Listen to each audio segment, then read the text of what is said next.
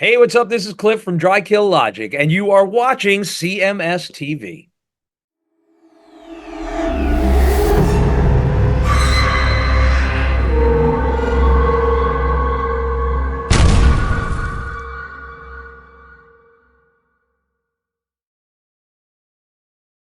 It is your Classic Metal Show right here on the ClassicMetalShow.com. That is Akin, and that is the lesser of two evils, and Don is looking for his house phone. Can't find it? Yeah, I called him on his cell phone. He goes, I'm grabbing my house phone. I'll call you in a minute. All right. So he was just like, he'll call about 2:30. nah. He was just. I just talked to him a second ago. He goes, let me grab my house phone. I'll call you right back in 2 minutes. Okay. Did you look at the video? That's what I was doing. I was watching the video. Not bad. Yeah. I like those effects that they got in there. Yeah, low budget video. There wasn't a lot of money spent on that. But I tell you what, with all the new technology that they have these days, it's amazing. Yeah. When you think about, back in the 80s when, MTV videos were popular and whatnot, Yeah. Those videos cost like $250,000. Yeah. To film a video for MTV. Right. These days, you can film a video for a couple $100. Yeah. $300 and a fucking green screen. A green screen, like a GoPro. Yeah. That's all you need. And you can do a high-def video for cheap. Yeah, exactly. Shoot on your iPhone. No kidding. So, anyway, you saw it. I saw it. Looks pretty damn good. Yeah, I thought it was good. And I like the fast slow thing that they're doing everybody's doing it now, but there's a couple of scenes in there where they show Jeff and George just fucking rocking the fuck out because they go into like the double speed thing. Right. I like that. So that'll probably be released next month, I believe, sometime in February as a run up to the release of the DVD. We're finally going to get that, huh?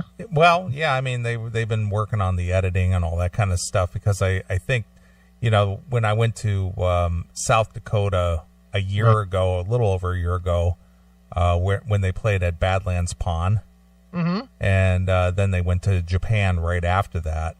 Sure. They filmed, they filmed the show at the Badlands Pond, and they filmed some of the stuff in Japan, and I guess it's going to go together, and probably the guy who could tell us a little more about that is Don himself. Hey, Don, what's going on? Hey, Voss, how you doing, my brother? I'm good, man. We were just talking about the upcoming DVD and the fact that you guys have been working on it for over a year and doing all the editing and splicing and all that kind of stuff, but I don't know enough about it to talk intelligently about it, but since you're the guy in the Bay, you would know everything about that. Well, you saw the new video, right? I did. It's pretty badass, huh? Yeah, Chris and I were just talking about the effects that you put in there, the fast and the slow-mo and the special effects, and we were talking about, the fact that back in the 80s when, MTV was the way that a lot of the bands were promoted, you guys would spend, $250,000 to $500,000 on a video. Easy, and we were talking about that. The new video, it's just another day. If you look at, there's some like footage in the background, like superimposed from Breaking the Chains and In My Dreams and Heaven Sent, and we threw a couple little old clips back, kind of superimposed in the background, like a bit of nostalgia. But yeah, we were laughing because this is probably one of our best videos we've ever done, and it didn't cost close to what we used to pay because back in the day it was film, Now, I mean, come on, everybody's got an iPhone and you got GoPros, and you can people are making movies on GoPros now, so the cost has come down from $250,000 down to nothing. Absolutely. Now, I noticed some of the footage that you put in the new video came from I think I sent you that DVD actually a few years ago of the Philadelphia show. That you opened for Aerosmith on that tour, and it looks like you lifted some of the video from that. Yeah, I'm not sure what's in there.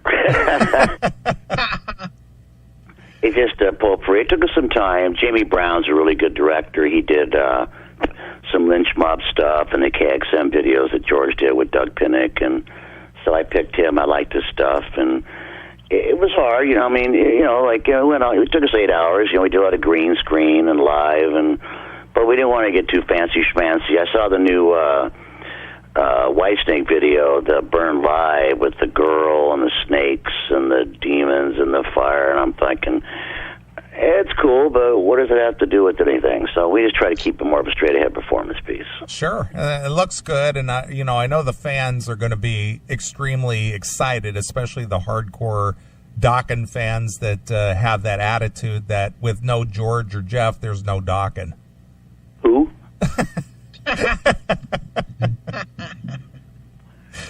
Yeah, I thought it was kind of fun. There's one shot of me where I look like I am now, and then there's a little shot in the right where it's some, like, what we call a glory shot, you know, for me back on Heaven Sent. And I was like, God dang. I go, I look like a little baby face, man. I didn't know I looked that young, you know. But, yeah, I thought George showed off the video, and he had kind of a little bit of a scruff on him, a little bit of a gray beard and gray hair, and I thought it was cool. George is just being himself, and, you know, we all got shorter hair, and it was a lot of fun to get together with them.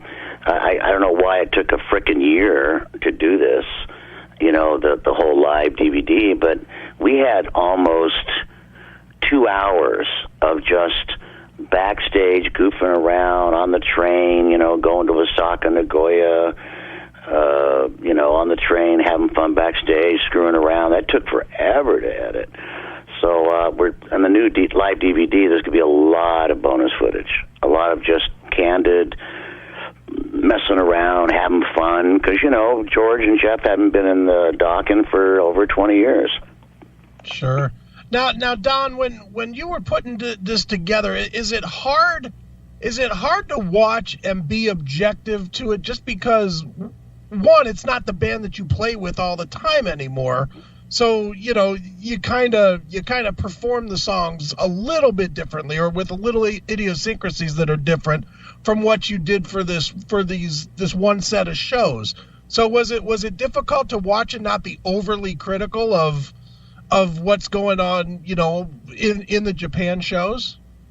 It was a bit tough because being the exec producer, you know, I don't want it to make it a Don Dokken video and it's all about me, and you know, I just try to make everybody look as good as possible, and it's trippy to look at the video and try to we obviously want to look good, you know. I have bad habits that I do live. I close my eyes when I sing a lot, so you get a lot of shots, you know, like all these shots of me, my eyes are closed, or I'm grimacing, and, you know, George has a tendency, he's got his habits where he kind of looks down at his guitar a lot because he's concentrating on his playing, so I'm trying to get shots of him where he's looking up, and it took a long time to try to be objective. On this newest video, on the song, it's Just Another Day, you know, we didn't have a lot of Mick, you know, so I had to really try to go through the footage and try to make sure the biggest challenge was to make everybody have equal time. And if you notice on the new video, it's rapid fire. I mean, it's cut. I mean, it's just going, man. It's just cutting, you know. But you don't want to make it like, what happened? You know, we want everybody to have a good shot. But it was hard, and it's weird to be objective. Yeah, all these years later, you know, we look different, and we all have our own little quirks and personalities, and I just try to capture that. No doubt, man. Now, when you saw the final cut of the video, or let me even go back a little bit further to when you heard the song completed, because I know when we had talked to you before the song was done, when you guys were just putting it together, you really weren't like jumping through hoops like, oh, this is going to be the greatest Dokken song, whatever, you know, which a lot of that comes when you are in creative mode. You're never satisfied. But now that the song is done, the video's done and everything, how do you feel about the song? I'm really happy. I think it's very Dokken sounding. It's very classic 80s. What you guess you could saw our Glory Day kind of sounding video, big harmonies. It was nice and refreshing to hear Jeff and Mick singing background vocals, but you know, when they wrote the song, I guess George and Jeff, I wasn't there. They wrote it, and when they gave it to me, I wasn't really that over the moon over it. It was kind of slow and kind of moody and kind of slow and dirgy, and but George likes to play those heavy kind of slow grooves. Heaven Sent to. Hey metalheads, tired of waiting for new episodes? Crave the real raw classic metal show? For just $4.99 a month, you can become a CMS VIP. You get every episode a full week early, completely uncensored, and 100% commercial free. It's the only place to interact directly with the show, plus you score the Fast Pass, so your song requests get bumped straight to the head of the line on every live version. So what are you waiting for? Subscribe right now at classicmetalshow.locals.com and become a CMS VIP today. And I said, the guys, and actually Jeff had written the lyrics, Jeff had written all the vocals, and I just said, I don't like it. I said, if we're going to do a video after decades, 2 decades, I think the song should be kicking, rocking, up-tempo, so I did what I do, and I said, why don't we just speed this baby up and kick it in the ass and let me have a crack at it, maybe let me try to come up with some lyrics and a chorus and just let me have a crack at it. And I said, if you guys don't like it, we'll stay with what you have. But at the end of the day, I went to Jeff's house, his recording studio, and then, like I was telling Wendell, I wrote the lyrics in like 30 minutes, from scratch. Wrote the whole song in like a half an hour. And I just wrote it, said it, did it, sang it, and then I listened to it, and about a week later I said, it's really good, a little negative, a little bit of crying in my beer, a little too, the lyrics to me were too much, oh, you loved me, you left me, you bitch, kind of stuff. So I kind of changed all that and tried to make it more upbeat and more hopeful lyric. I made some changes, and I said, let me know what you think, Jeff. And I played it for George, and everybody listened to the new version, and they all loved it, and that was it. Well, Don, since all this has taken place, and I, you and I have been friends for a long time, how is your relationship between you, George, Jeff? Obviously, Mick plays with you, but has your relationship with the other guys become kind of more amicable than it has in the past due to this reunion and the fact that you guys have worked together, over the last year?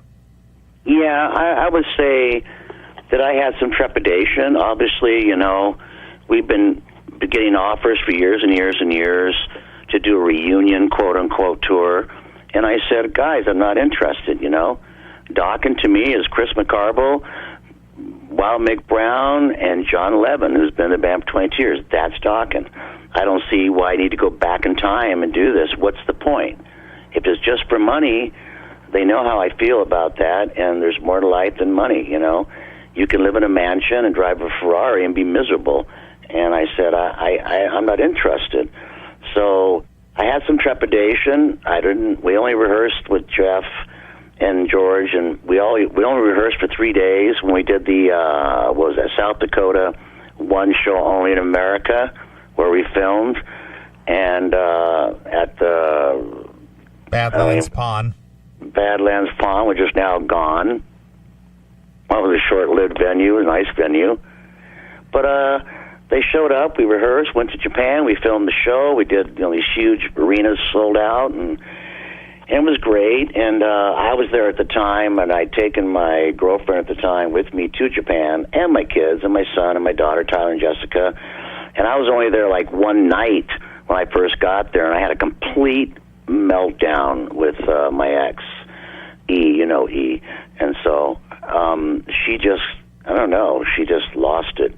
And I just went, oh, man. So that kind of screwed me up.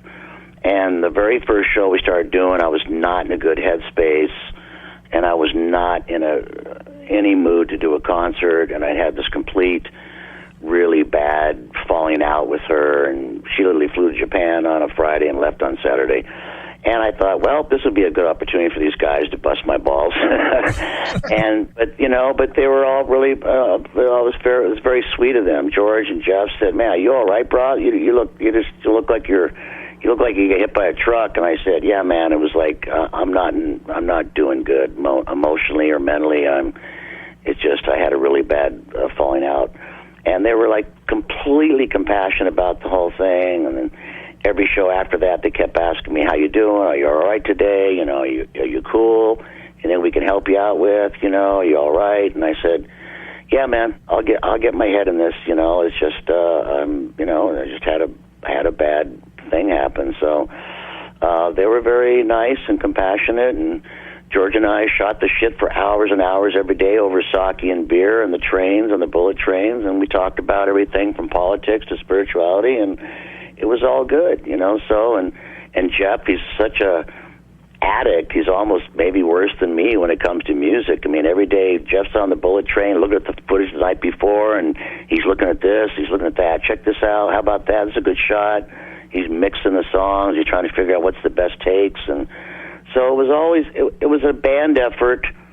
That was nice, And the tour could have been a total disaster because I was in good spirits.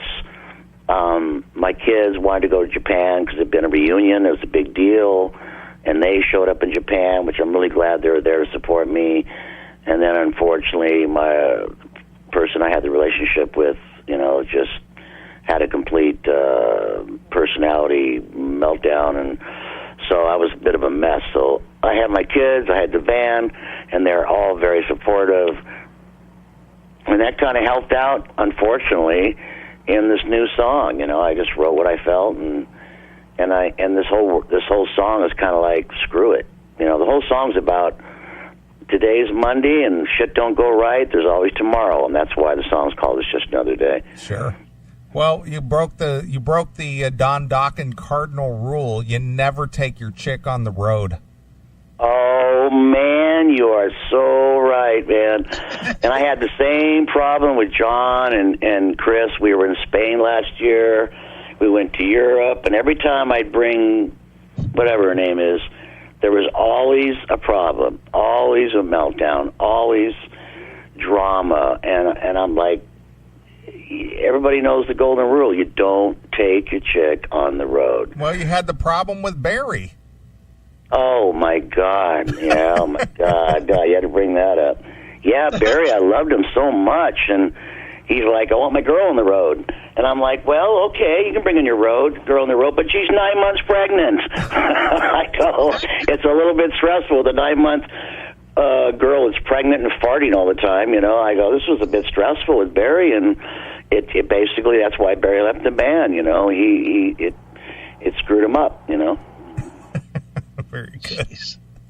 Well, Don, we're looking forward to seeing the DVD. I mean, it's been a long time in coming, and I know a lot of music news outlets have been, hyping it up a bit and talking about it. And I know you've done a couple interviews recently where, people are kind of getting excited. So when is this thing going to hit the stores or be available for purchase?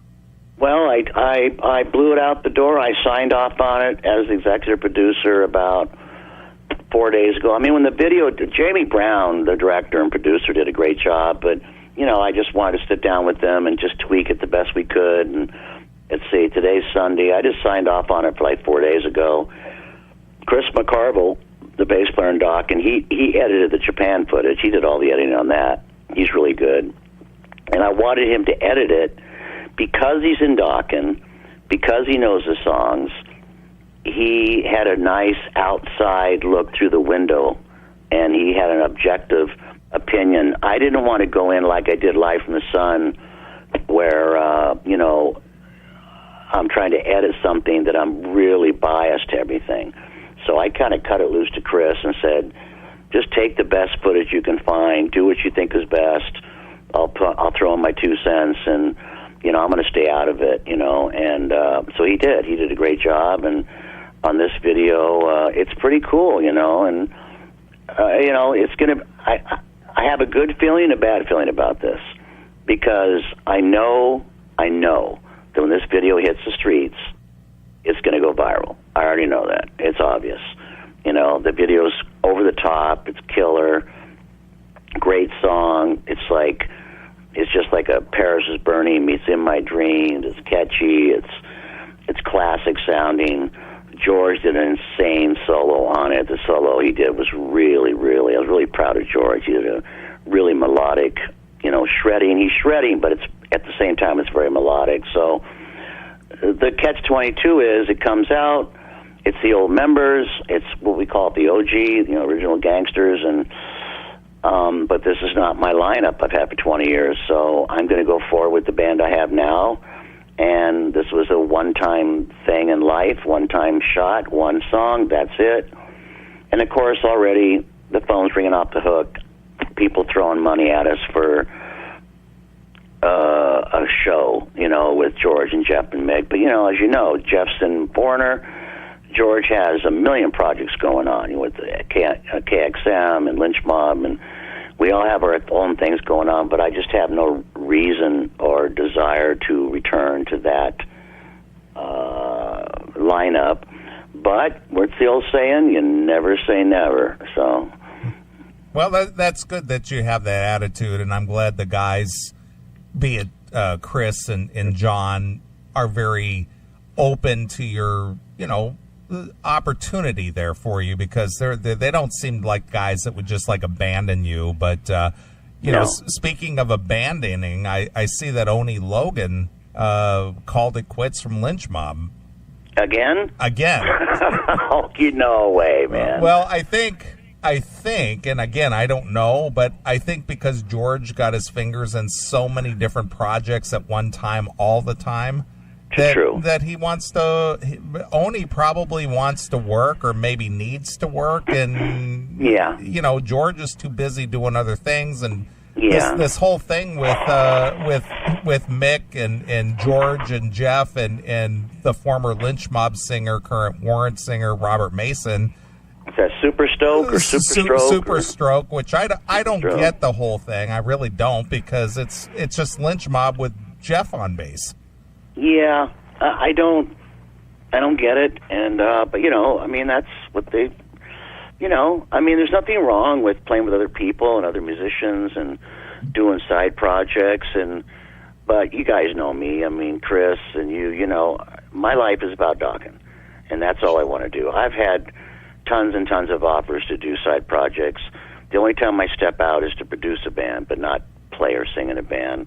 This is what I do for a living. This is my life. And I did have a talk with George, while we were doing the video, and he told me the situation with what was going on and with some of his stuff, and said, this is between me and you, and, this is what's going on. And I said, done, and I'm not going to talk about it because he asked me not to. So I'm going to honor George's request not to talk about why whatever's going on in Lynch Mob or KXM or Superstroke, or I'm not going to talk about it because it's not my business. But we talked about it, and like you said though. But I mean, if only he wants to go out and sing, he wants to go out and play, and it's got to be difficult when you're a musician and you want to go out and play and tour and make a living and keep the lights on, and someone takes time off to go do this band and that band and this band, and you're sitting around doing nothing. I respect that.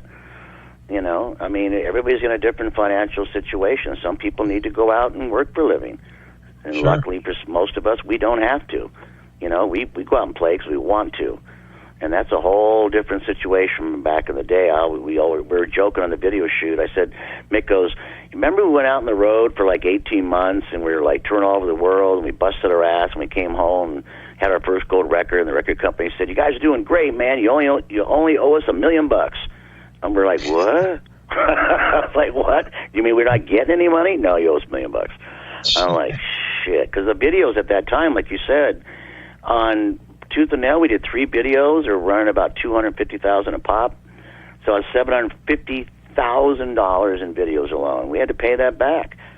So, it's those days are gone, thank God. But you go on the road for a year and a half, and you come home, and there's all that mythology, urban legend that rock stars are out making millions and millions and millions of dollars. Some are, some aren't.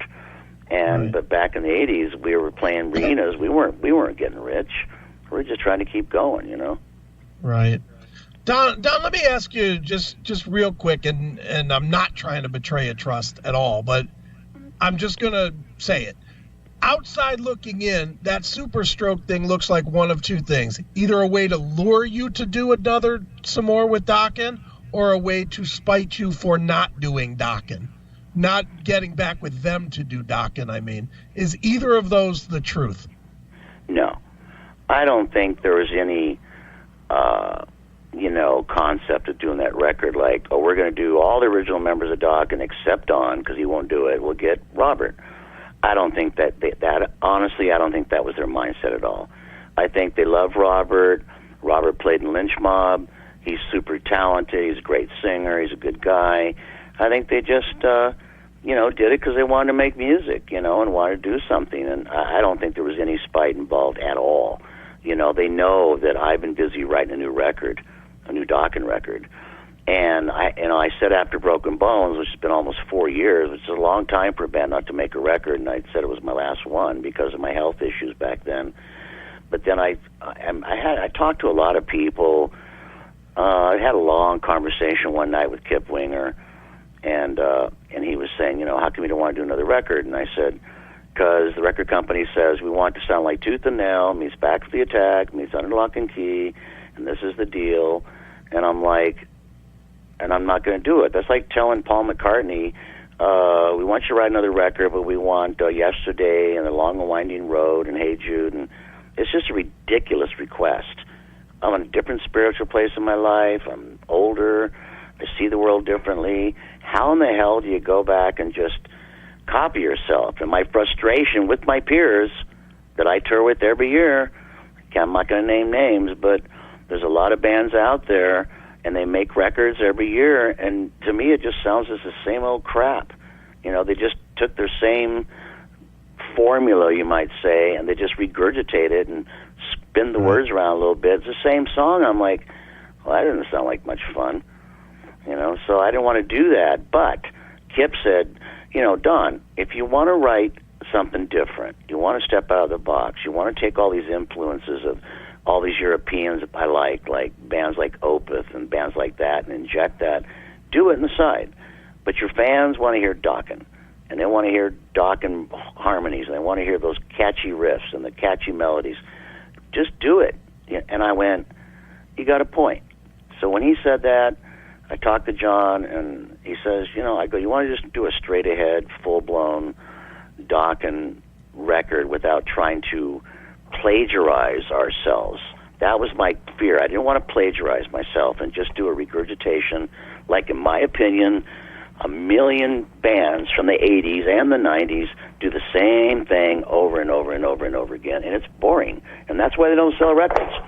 So, with that said, some weird things happened. I don't know what happened. I wrote 3 songs this week. They're done, finished. 3 songs. You guys know me. I take forever to make a record. I wrote 3 songs I'll be lucky if I get a drum beat down for a week. I wrote 3 songs last week here at the house, just on my Pro Tools rig. Done, finished, lyrics, music, arranged, finished. Because I kind of changed my mindset, like, I'm just going to write a song. If I like it, I like it. If I'm not going to try to copy what I did in the past in the glory days, I'm not going to try to get all weird or not weird, but try to get gothy or new or modern. I'm just going to write what I think. And they came out great. I'm super happy. I have a new song called Step Into the Light. Kind of sounds like Paris. I've got a new song that's killer, I think. It kind of reminds me of It's Not Love. I've got it. And then the third song, it's it kind of sounds like Sweet Chains, so there you go. There's 3 radically different songs, all written in 5 days flat. Wow, you're going against the grain of being on Dokken time. You got that right. I got new rules in my life now. I start 11 in the morning. We take a little lunch break, have a coffee, stop at 7 for dinner. 11 o'clock hits. My engineer Darian Rundle, who's been working with me for 15 years, goes, dude, it's 11 o'clock. Let's call it a day. Because I get manic. That's my problem. I get manic at night. I'm in the zone. The speakers are going. I got my bass on, my guitar on, the vocal mic's up, and I can go to 5 o'clock in the morning. I just run on adrenaline, and I said, I'm going to make it, really simple, and we're going to work, 8-10 hours a day, and we're going to call it a day. I did Broken Bones. I had 2 engineers doing shifts. One guy came in for 6 hours, take a dinner break, he'd go home. The next engineer would show up, and we'd do another 5 or 6 hours. That's just the way I was. It was like, Tweaker sessions, even though I don't do drugs.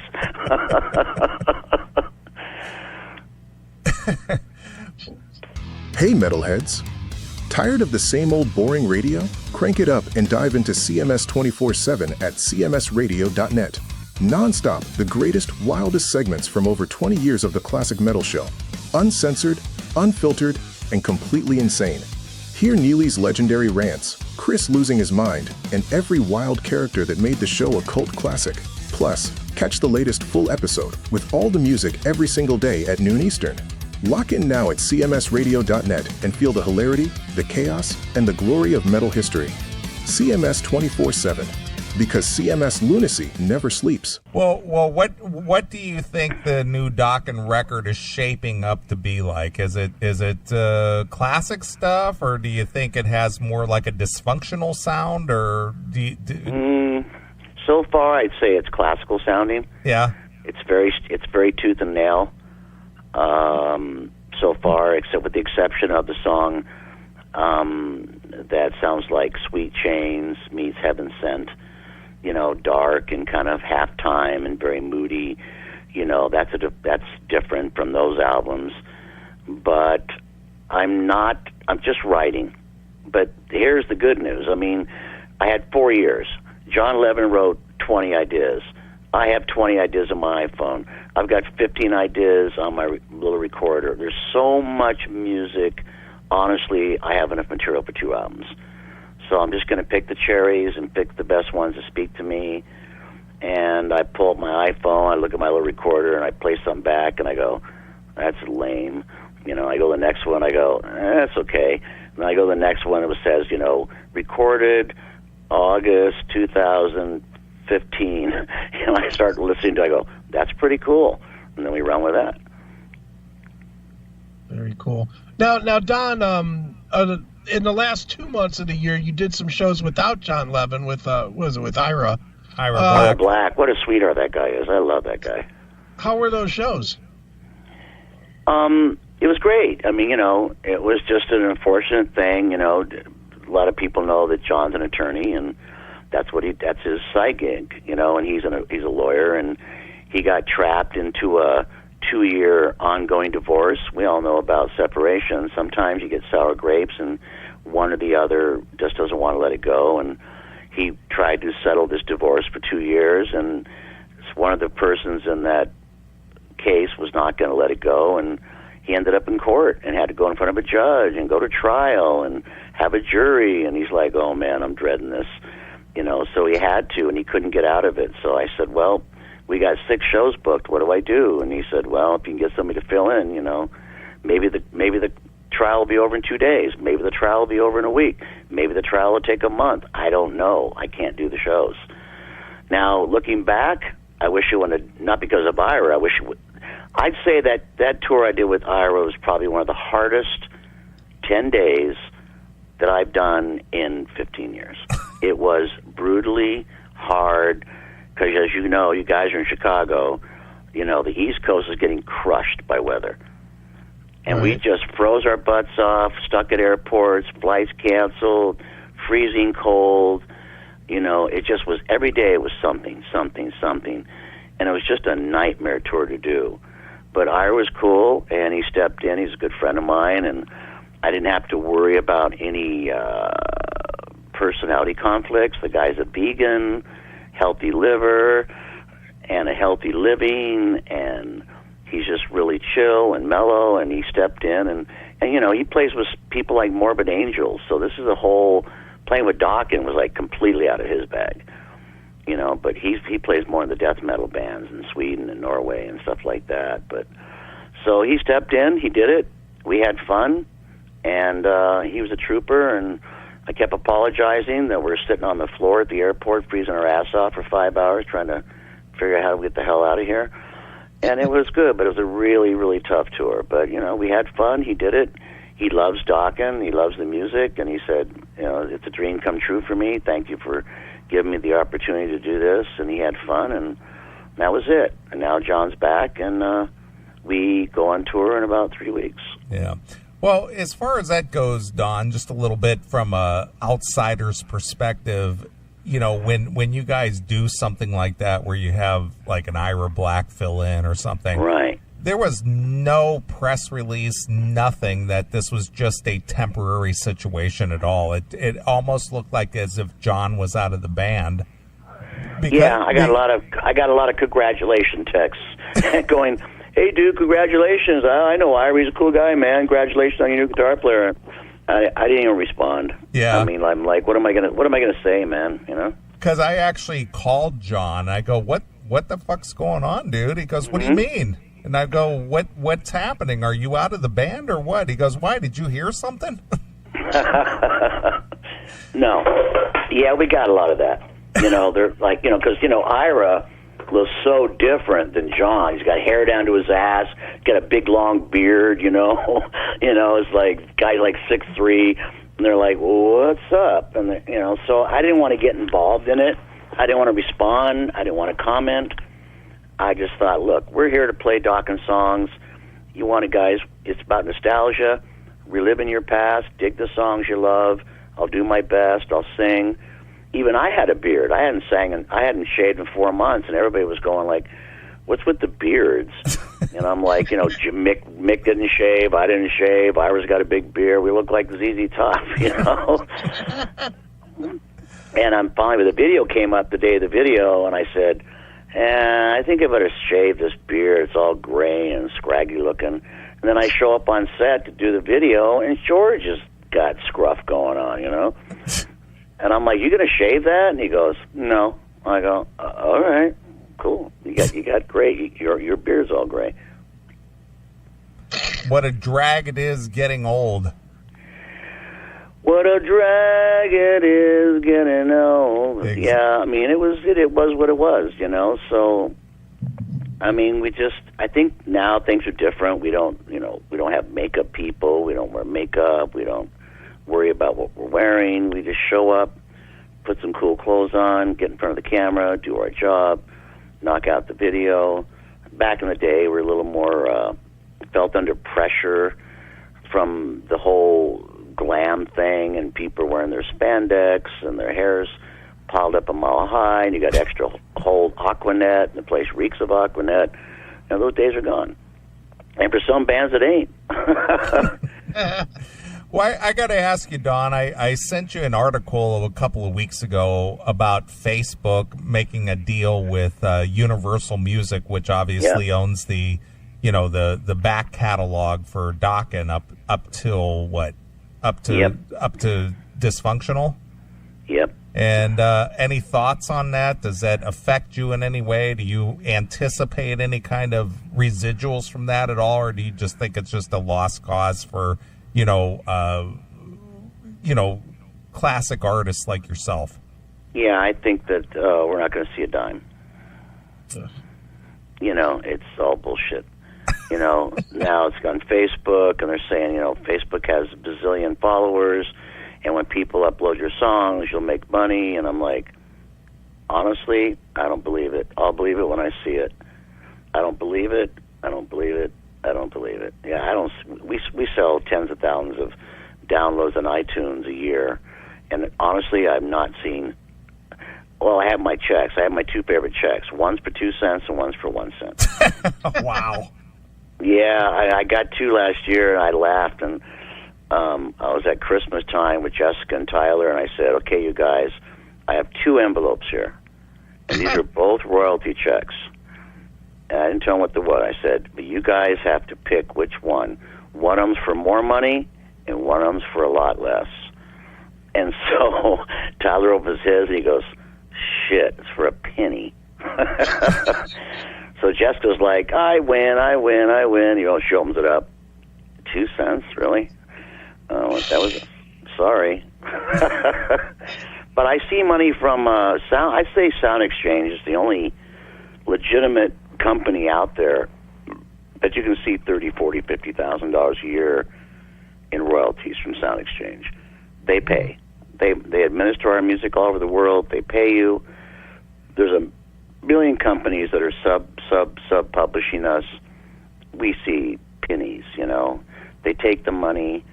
And then you see the breakdown at the end of the year, and it goes, you generated $10,000, and we took 80% administrative fees, and 10% for this, and 5% for that, and here's your $5.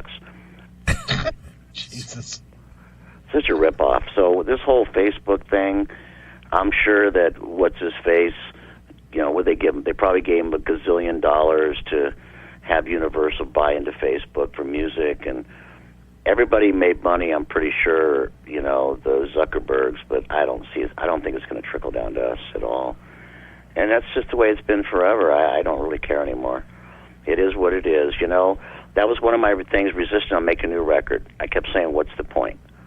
If we make a record, spend $100,000, 8 months of sweat and blood, put it out on Monday, free downloads on Friday, I'm not going to see any money. So what's the point of making a record? And I had my epiphany that it's not about money. It's about making music. And right. So when I got into that mindset, I thought, well, I got to make music. I got to make music. It's what I do for a living. This is what God or whoever that universal power is told me to do, and we're making another record. And are we going to make money? Probably not. But you never say never. It only takes that one song to get into a, $100 million movie, and then ka-ching, Yeah. Well, Don, since you're going to spend the time to make a record, and, the Dokken fans obviously are going to appreciate that. One of the things, I've traveled with you for many years on the road, and the unfortunate part is because of your back catalog and your legacy, you have to appease the fans who come out to see you because they want to hear the hits. At what point can you decide that you're going to include at least one or two of the new songs in your set list? Hopefully this year, and I say it every tour, but hopefully this year, I keep saying, let's do this song, let's do that song, let's do this deep track, let's do that one, let's do something off of Lightning, let's do something off of Long Way Home, let's do something off of Broken Bones. But so far, when you're headlining or co-headlining and they give you an hour and 15, I don't know what to do. We struggle with this every night. Okay, let's get rid of Breaking the Chains and put in Sweet Chains. Let's get rid of Into the Fire and put in Till the Living End or Empire or, I don't know what to get rid of because we're in this lucky place that when you come to see Dokken, basically the whole song is hit after hit after hit after hit after hit. Which one do you get rid of? Now, if I could do like Metallica or Guns N' Roses where they do a 2.5, 3 hour show, then we could throw in those deep tracks. But we're not in that situation, so it's tough. I don't know what to do. So we just play the hits and we throw in a couple songs that make us happy and that are a little more fun for me to sing. And we do Two Out of Fly. That wasn't a hit. It was just a trippy, hippy-dippy song's 8 minutes long, and we still do it live because it's a vehicle for John to get to show his stuff as a guitar player. That's why we do it. But it's really hard. Maybe you should go and talk to Vince Neil. He'll teach you how to do it. He's doing a solid 45 minutes a night with 2 covers that he doesn't even sing. It's fantastic. Oh, you saw that show too, huh? we saw the track listing with 10 songs and 2 covers in that 10 songs. It was like, what the fuck? Actually, there was 3. Yeah, I played with them last year. Yeah, I'm happy for Vince. He went out and made his millions in the Farewell Motley Tour, but we played Sweden Rock last year with them. He was the headliner. We were right underneath him, and I was awestruck that he went on stage with basically his band is the Slaughter guys. Right. And they did an Ozzy song, a Black Sabbath song. They did a bunch of covers. And I'm like, why are you doing Ozzy? Why are you doing Black Sabbath? Why are you doing Led Zeppelin? What the hell? And he disappeared for about half the set. And he went back to his little man cave, and he was sitting back there drinking his Cristal and on his cell phone, and the band was out front playing Ozzy. Where's Vince? He wasn't on stage. I was just shocked. He's the headliner, and they're doing cover songs, and he's not on stage. And I'm thinking, this is wrong, you know. And when he was on stage, you couldn't understand a word he was saying anyway, so. I got him down, you know. I have a great, it's like this.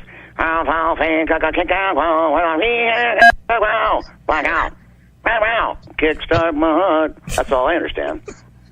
I go, what the hell did you just say? He said, kickstart my heart. I can't understand a freaking word he's saying. So, but that's Vince. I'm not bashing him. He's going to hear this and go, fuck Don Dokken. But, you know, whatever.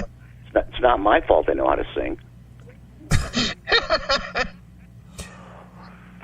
But it was Don, weird, and the promoters went nuts. I got a great Vince Steele story for you. We're in Sweden Rock. There's like, you know, tens of thousands of people. And he, in his contract, said he wanted an A9 Audi SUV, I guess, to drive him to the stage because he doesn't do golf carts. You know, you got golf carts in the festival, the dressing rooms are far away, you hop in the golf cart, you go to the stage, and that's it. But he wanted an Audi A9, and the driving was 150 feet to the stage. He wanted a girl driver in a limo suit, in a limo uniform, et cetera, et cetera. And I said, this is ridiculous. So apparently, rumor has it, he went to the stage, and after the show, he realized it was an A7, which is the exact same car looking. It just has a 6 instead of the Turbo 8. But it was 100 feet. I mean, it was just ridiculous. And I thought, now this is rock stardom at its finest. You know, this is prima donna on a new. He makes David Lee Roth look humble. Too funny. We were all tripping on that one, and the only people who saw him was us, the musicians. You know, the Audi pulls up, everybody gets in, they drive 100 feet. They stop, surrounded by bodyguards. Everybody gets out, goes on the stage. The girl opens up with a nice big rack on her, and get back in the car, drive 100 feet back to the dressing room. I was like, what the hell did that cost? And I will say the promoter wasn't happy. But I said, I got no sympathy for you, dude. You shouldn't have allowed it, man. You know? How about the word no? Well, how is 2018 shaping up for you as far as live shows, Don? I mean, I haven't really seen a lot of the. I've seen a few of the sporadic dates popping up here and there. But yeah, it's light right now. I mean, you know, it's only January. You know, I'm kind of in a quandary of what to do because we've got offers for Sweden Rock. We got the Wacken Festival. It's going to be 50,000 people in August.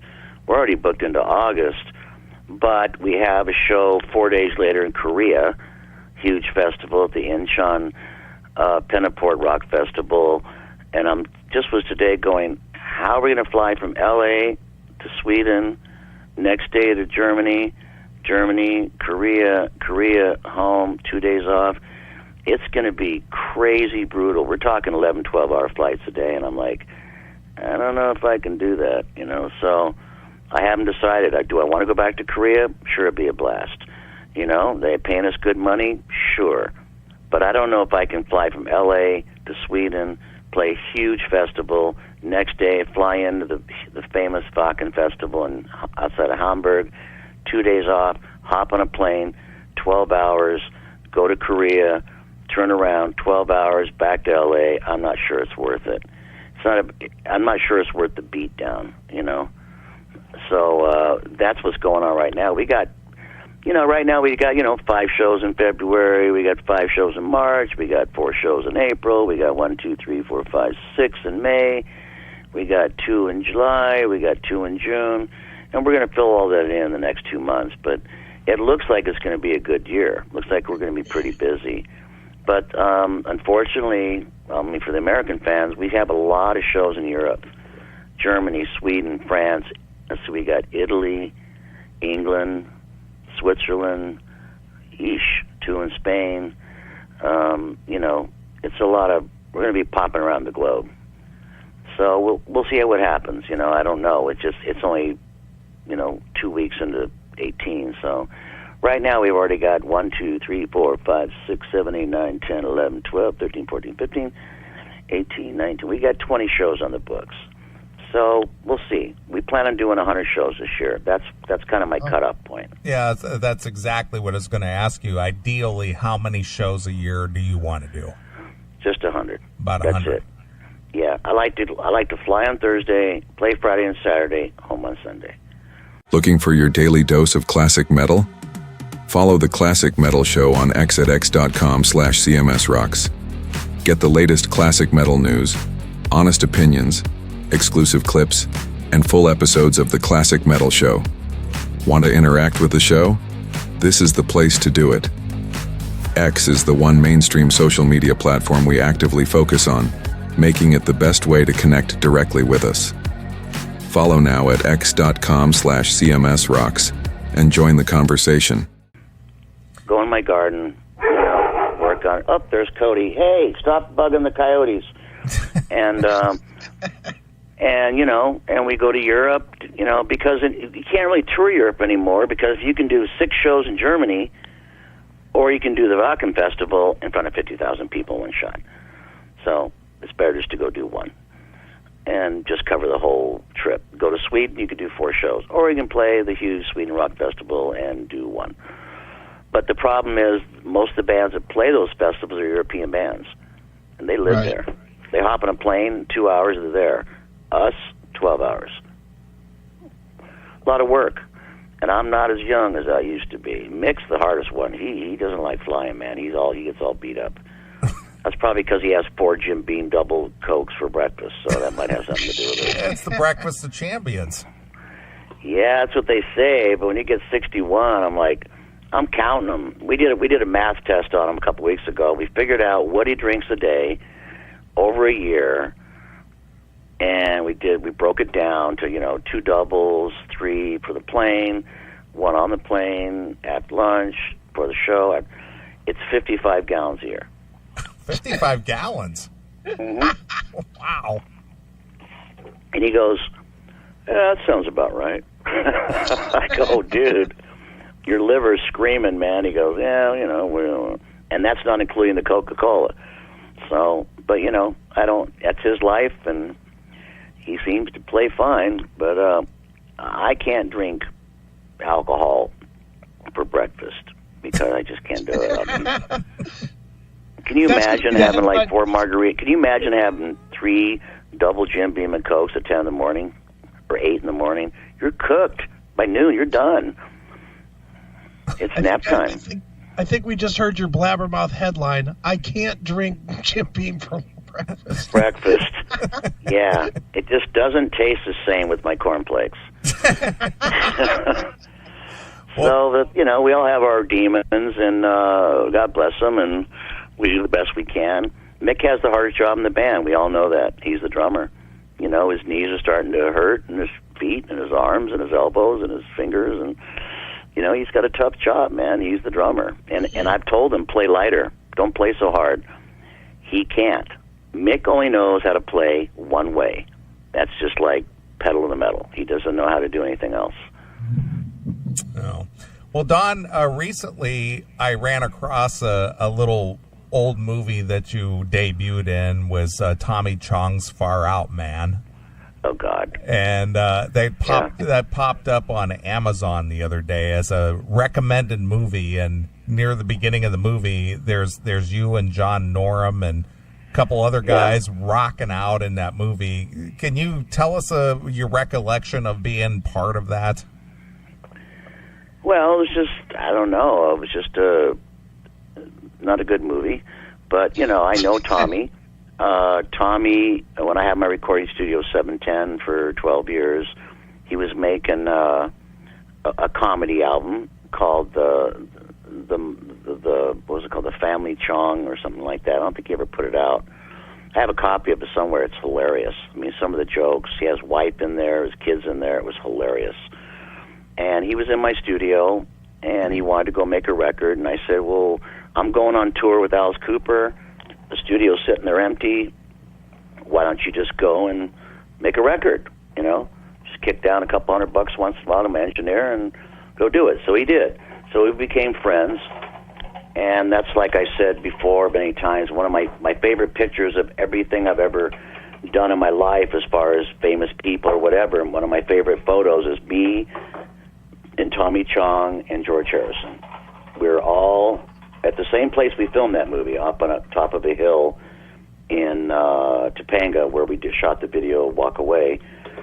So one of my favorite pictures of me and Tommy and George, and that was one of my great memories that I got to jam with George Harrison, which was it was just mind-boggling experience for me. So I told Tommy, I'll be in your movie. He said, I'm going to do a movie up here. I'm going to do a couple scenes, with Martin Mull. And the joke is, I'm talking to my psychiatrist, and I'm trying to have a conversation, and the music's blasting in the background, and Martin says, can you turn the music down a little bit? And the camera pans over, and it's us. There's a whole band playing. That's the joke. That was the gag. The gag is, Tommy is an ex-rock star guy, and he has a whole band play for him for breakfast. Right. That was the joke in the movie. So I knew Tommy all these years, and we did that, and I said, okay, you owe me one. So when I did Mirror, Mirror on the Up From the Ashes album, Tommy is in that video. That's how the video starts. You see this old guy come in. He's blind. He's got a cane, and he's going, "Where's Don Dock?" And he stole my song. And then Melissa, my old girlfriend, the engineer, she's like, "But that's his song." Well, I know. He goes, "I know the lyrics are different, and the music's different, and everything's different, but that's my song." I'll take $5 then. Yeah, I'll take $5. Fine, okay. It's not my song, but it could have been my song, and give me $5. That was a joke of one of his characters he used to do in his stand-up routine. So he played him. He was in my video. I was in his movie. He recorded his album in my studio. We're just friends, and it was a lot of fun doing it. And it was a nice little funny thing. The movie makes no sense to me. I mean, it just. I've seen the movie. I went to the premiere, and I'm like, I don't get it. What the hell's going on? It's just too much pot on set or something. Now, you were really, rocking out in that scene. Now, were you actually the one jamming on that tune? Yeah, I wrote it. I recorded it. That's me playing, and it was some riff. He said, write a song, right? Just give me like 8 bars. Just give me a rockin' riff. I went, all right. So I just wrote a song real quick, and they played it back, and we're doing it. Man, that's the first time this band ever got together. Absolutely. And I think John was playing bass or something. I think I'm playing guitar, and he's playing bass or something weird. You're just ripping on the guitar, banging your head, and just tearing it up. Yeah, it was hilarious. I think the drummer was the guy from XYZ or something. It was like, we just threw it together, and Tommy called me and says, this is the gag, that I'm blasting my stereo, and the psychiatrist can't hear what I'm saying, so he asked me to turn the music down, and the camera comes over, and it's a freaking band playing. So we just threw it together. It was fun. Yeah. It was fun. Those are the things in life are fun, just like doing the chicken commercial where I'm... yeah, the Norton virus. Yeah, me and the dead chicken with a switchblade. It's hilarious. That's the fun thing. That's the fun things in life you get to do. Sure, absolutely. Well, Don, we're always looking forward to a new product from Dokken and the new DVD. When did you say that's supposed to hit the street? Hoping, I think February 1st. First week of February. I mean, I've turned all the DVD in. I've authored it. We've done the artwork, all the credits. The backstage footage is pretty lengthy on this DVD. There's a lot of stuff from Japan, a lot of stuff from South Dakota. Just backstage bonus footage, and it's up to the record company. Frontiers is putting it out, and honestly, I've moved on, just like George has moved on with Super Stroker or Stoker or Smoker or whatever the hell it's called. Super Stroke. And Super Stroke. Isn't that some kind of intense masturbatory thing or something? I'm moving on. I'm just doing the Dokken record, and I've already cranked out 4 songs. So I've been working on the record for a week, and I'm already a third done. And I plan on having 3 more next week, and then 3 after that. And I told everybody, look, I'm doing 3 songs a week. That's what I'm going to do. In 1 month, we'll have 12 songs, and maybe 1 more, and we'll pick the 12, 11 best. And we're going to go in the studio and cut this record. The days of 8 months projects is over. Let's just make it, do it, mix it, sing it the best we can, let John shred on it, and put it out there. So I would say the new Dokken album is going to be out by summer. That's a given, I'd say. All right. 2020 it is. And then, if the Super Stroker, Doker, Smoker, Doker does well, then maybe I'll do the next one. Well, I don't know. I can't keep up with George. He's got a lot of projects going. Yeah, he's got a lot going on. Jeez Louise, man. That guy's like, I think it's great.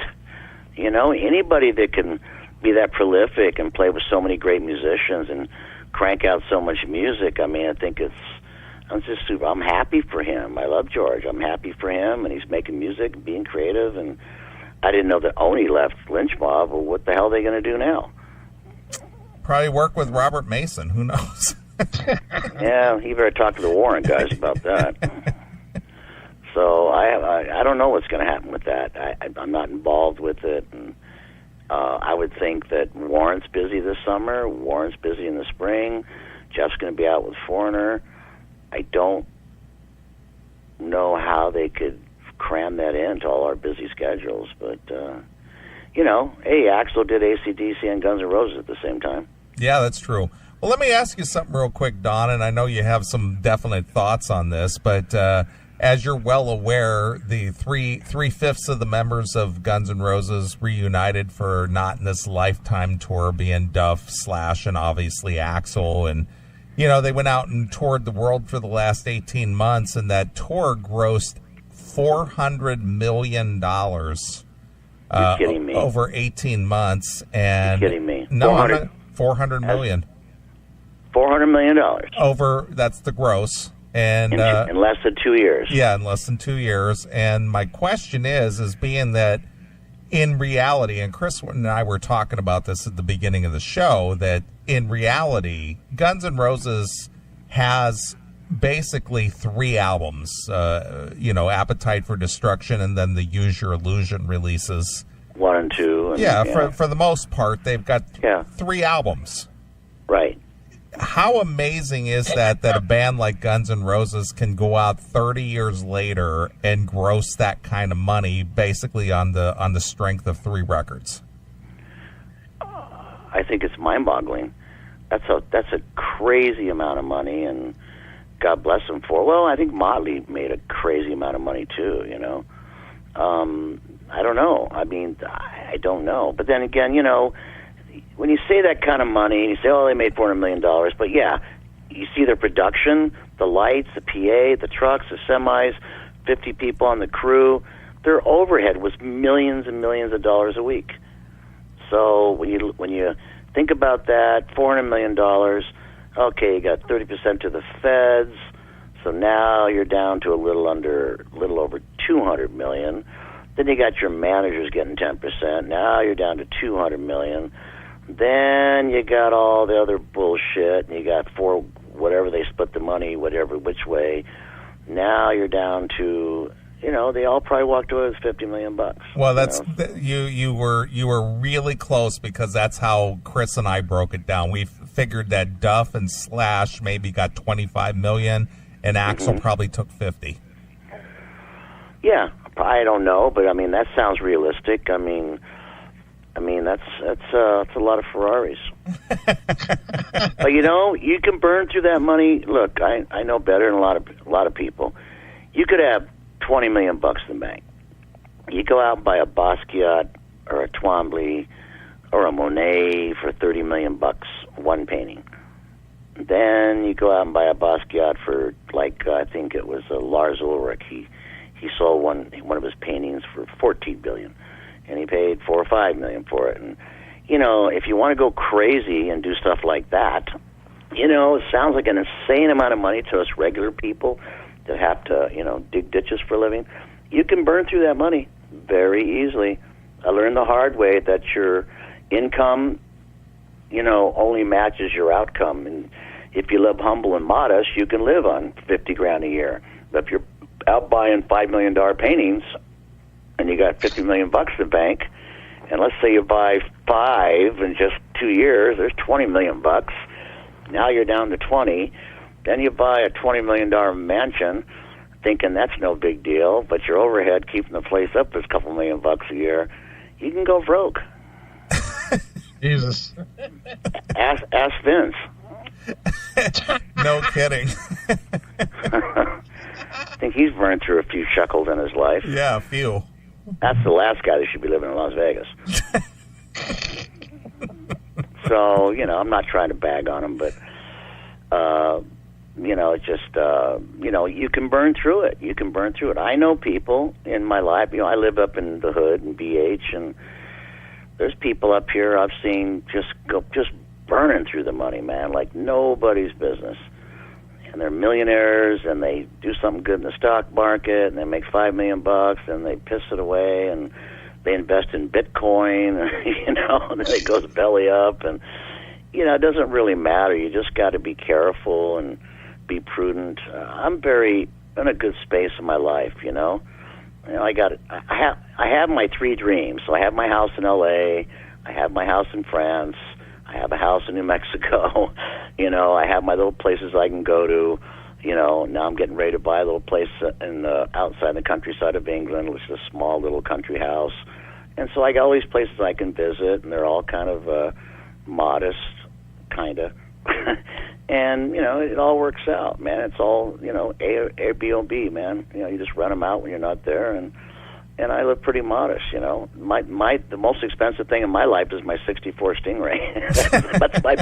That's my big investment. That's my baby. I got my ¡64 Stingray, frame off restoration. That's everything. If I go broke, I can sleep in it, kind of. With my dog Cody, of course, he gets the right seat and I get the left seat, So, but it's all, these people. $400 million though, I can't grasp that. I can't grasp that kind of money. Yeah. It's too. If that's real, I mean, that's a lot of money, man. It is. I agree. And what do you do with it? I mean, you gotta take note on people like Steve Jobs. What is he worth? $3 billion, and then he got cancer, and 12 months later he was gone. So money doesn't buy happiness. Everybody knows that I lived a pretty big life when I was with Lady E, and I lived the life. And you live in the mansion, and you have the cars, and you have all the money, and you travel around the world, and it doesn't mean anything if you're not happy and you're stressed out every day. I know people that live very, very average, normal lives, and I'm totally jealous because they seem to be at such peace and so happy and spiritually aware of the world. And that's my only dilemma right now, because John says, well, you're writing all these songs about stuff that nobody knows about.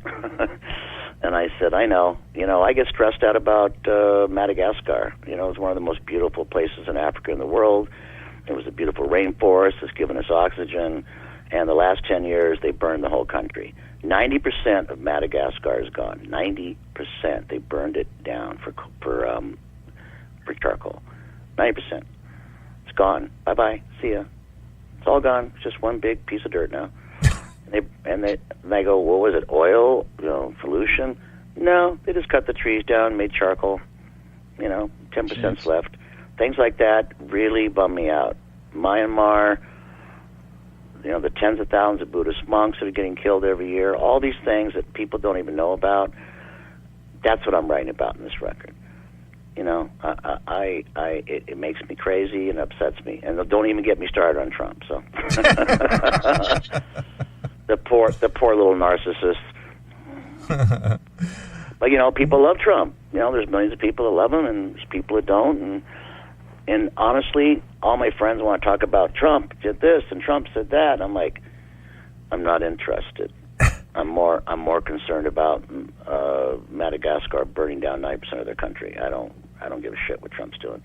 It's not my problem. I'm just going to write lyrics about what I think are important. And I can't get involved in the big wheels of government, and I can't get... Look, guys who live in Chicago, man, you guys are getting your ass kicked. The East Coast's been ass kicked. We've had hurricanes this year, storms, floods. and you got these guys that are the CEOs of the oil companies that are now the heads of the EPA, and they're head of all this stuff, and tell everybody there's no global warming. Are you high? I mean, these people, this kind of stuff I try not to get upset about because it affects my day. So, Heavy metal warriors, are you ready to crank it up? The Classic Metal Show is live every Saturday night, 9 p.m. to 3 a.m., and you can blast it right on your big screen TV. Just download the Rumble app on your smart TV or streaming device. Head to rumble.com/c/CMS. Follow the channel and get ready to headbang from your couch or your bed. Monday through Friday at 8 p.m., catch the daily replay, plus killer interviews on Chris Akin Presents. No cable, no limits, pure classic metal live whenever we hit the stream. Download Rumble now, subscribe, and never miss a riff again. The Classic Metal Show, louder on Rumble. I'm just cool that my dog's healthy, and and I go walking in the daytime and look up at the sky and it's blue and the clouds are out. I'm like, it's a good day. So everybody should take that attitude. Excellent. As far as relationships, screw that. Now you sound just like us, Don. Jeez. We're all jaded, man. Chris, Wendell, me, it's like relationships, really? That's a lot of work. Total diminishing returns. I mean, it's just like, man, we invest so much time and love and relationships, and then you wait, and then the shoe drops, and you're like, what the hell happened? So Well, I'm over. Well, you made a lot of money off of writing songs about that. I did. I did write a lot of songs about love found, lost, hope, regret, sadness. Come back. If you don't, I will kill you. And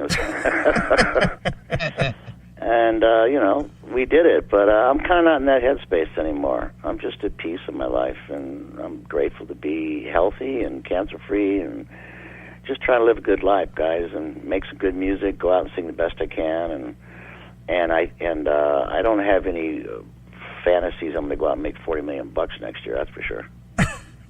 Nice. The truth is, if I made it, I'd just give it away. I would. Who wouldn't? You give it away, man. Cancer research, charity, St. Jude's. Look at guys like Warren Buffett. Those are my heroes. Bill Gates. They gave everything, all of it, billions away. They're giving it all away to charity when they go. Those are real people, man. They're giving it away. Mm. I think that's the bomb. Hey, wait, I think I might write a song about that. All right, Don. Well, I'm gonna have to come out to L.A. and we'll go have some dinner at the Roku again. Oh man, that place is a bomb, isn't it? It is. It ain't cheap, but it's good. That is true. But it's good, and you guys know either one. You can always come to L.A. I got plenty of room. Excellent. Come up here, come up in the hood, and we'll go up to Starbucks, and then we might run across Gene Simmons, and we can harass him. All right, you guys I'll let you get back to your show. Have a good time. I'll get this record done post-haste, so just tell the fans that be expecting a new record, and not in another 2 years, like in June. It'll be out. Right. All right, Don. Well, we always appreciate you being so candid and coming on the show and supporting us, and we're in our 23rd year, so 23 years, yeah. You've lasted longer than any of your relationships. That is absolutely true. I'm happy if I can make it 12 months. Shit. I don't know what's wrong, man. I was like, 23 years, really? Yeah. That's longer than most people stay married. Yep. That's weird. Yeah, but you know what? The good thing about not, being single or kind of single, it's like getting to drive a different car every day. It's kind of good. Absolutely. All right, guys, take care. Chris, good to hear you. Good to talk to you. Stay out of trouble, and life is good. Everybody stay happy, and I'll see you guys on the road, shortly. All right, Don. Well, I'm going to send a song out to Madagascar, since it is a pet peeve of yours, and I'm going to play something from your Up From the Ashes release. Okay. And I'm going to play some Down in Flames. Yeah, that's pretty appropriate. Idiots burn. Yeah, I got a good idea. Let's burn our country down. And then what do we do? I don't know. I mean, that's stupidity. All right, Down in Flames. Good title. Excellent. Take care, guys. Talk to you later. All right, Don. We'll talk soon. All right, bye-bye.